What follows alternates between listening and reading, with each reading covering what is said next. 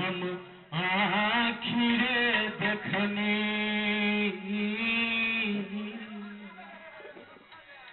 हम आखिरे देखनी सुंदरा शरीरिया गिरम घर लागे हम आखिरे देखनी सुंदरा शरीरिया गिरम घर लागे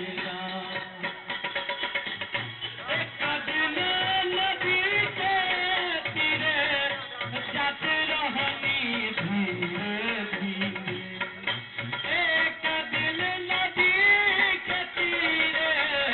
जाते रहनी धीरे धीरे हम आखिर देखनी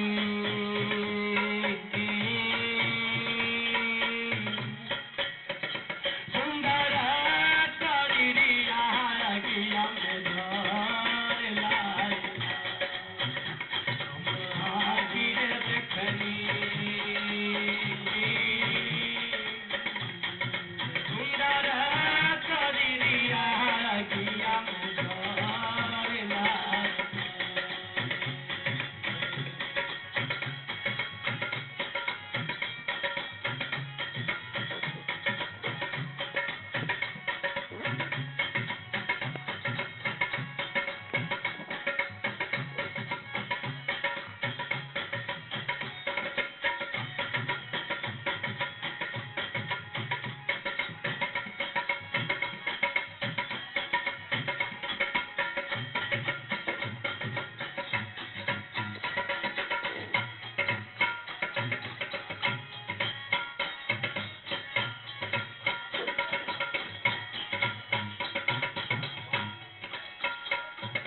बसवा के ले बिमोनो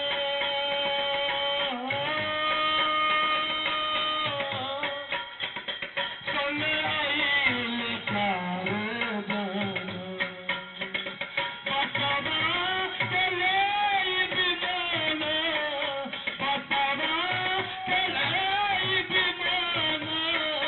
संग आइल कारदाना